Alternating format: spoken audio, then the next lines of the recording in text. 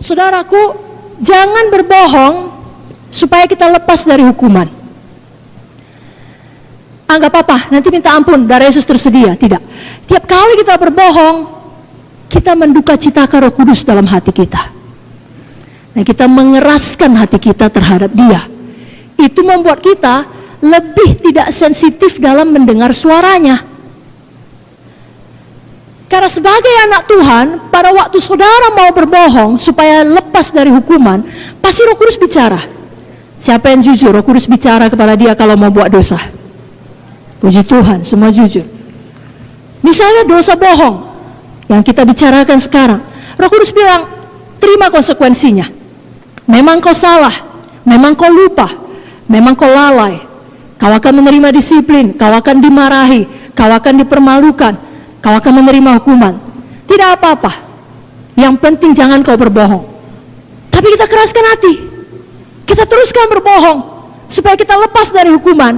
Malam ini kita bertobat. Katakan amin dengan kuat.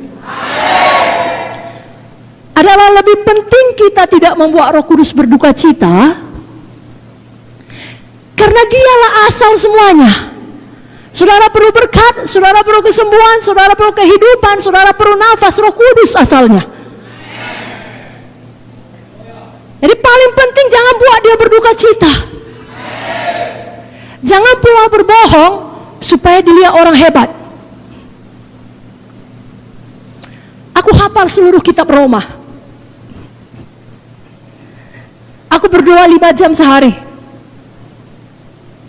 Aku menginjil 8 jam sehari. Bagaimana itu? Atau apa sajalah. Saudara cuma bawa 3 jiwa. Tapi waktu ditanya, katakanlah, misalnya di pertemuan pemimpin sektor, berapa bulan ini jiwa yang Bapak selamatkan atau Ibu selamatkan? Dia pun tahu, tidak lebih dari 3. Saya tidak tahu pastinya, tapi mungkin kira-kira 20. Udahnya dibilang Roh Kudus jangan. Berapa jiwa baptisan? Ya kira-kira 12. Satunya cuman. Lalu kita bilang sama Tuhan, ampuni ya Tuhan, saya nggak bohong, adanya Tuhan, tapi saya lebih-lebihkan. Karena saya beriman Tuhan. Itu bukan beriman, itu berdusta. Amin. Siapa mau bertobat? Tidak menduka citakan Roh Kudus.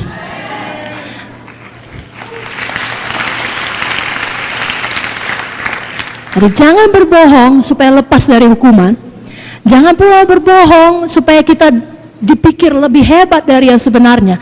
Tapi ada satu bohong yang lebih parah dari kedua ini.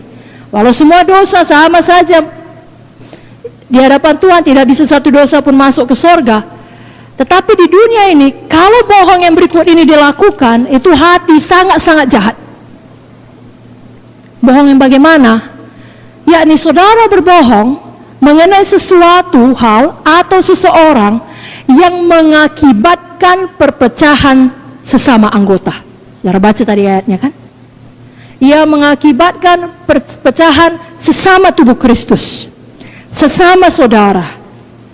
Dan ini diulangi lagi dari buku Amsal. Mari kita buka Amsal 6. Sama-sama kita buka Alkitab kita. Dari Amsal 6 ayat 16 sampai 19. Baik, Amsal 6 ayat 16 sampai 19. Kita baca dengan kuat-kuat. 1, 2, 3 ya. 6 perkara ini yang dibenci Tuhan, bahkan 7 perkara yang menjadi kekejian bagi hatinya: mata sombong, lidah dusta, tangan yang menumpahkan darah orang tak bersalah, hati yang membuat rencana-rencana yang jahat, kaki yang segera lari menuju kejahatan, seorang saksi dusta yang menyembur-nyemburkan kebohongan, dan yang menimbulkan pertengkaran saudara. Apa yang dibenci Tuhan, apa yang menjadi kekejian bagi hatinya? Kalau saudara perhatikan mengenai dusta, diulang sampai 3 kali. Yang pertama dikatakan lidah dusta. Yang kedua ayat 19 ada 2 kali, saksi dusta yang menyembur-nyemburkan kebohongan, saksi dusta yang menimbulkan pertengkaran saudara. Jadi kalau ada kita di sini menyampaikan ucapan yang tidak sepenuhnya benar, itu bohong. Lalu kemudian ucapan yang tidak benar itu dan tidak baik itu mengakibatkan hubungan di antara kita menjadi rusak. Tuhan benci. Apa saudaraku? Sebabnya bebas hari ini dari yang namanya gosip. Bebas dari namanya fitnah, pengumpat, dan kawan-kawannya. Amin. Dan ini termasuk ucapan saudara di sosial media. Kalau kita baca di Efesus 4 tadi, ucapan kita harus yang membangun.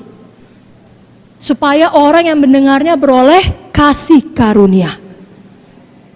Kalau semua anak Tuhan melakukan ini, hoax tidak bisa berkembang. Kenapa? Semua benci dan jijik kepada dusta, tapi mengasihi Taurat Tuhan. Semua tidak mau menyampaikan, ya tepuk tangan bagi Tuhan Yesus, haleluya. Semua tidak mau menyampaikan ucapan-ucapan yang tidak membawa berkat. Di sini dikatakan menimbulkan pertengkaran saudara, maksudnya bukan saudara dalam keluarga badani.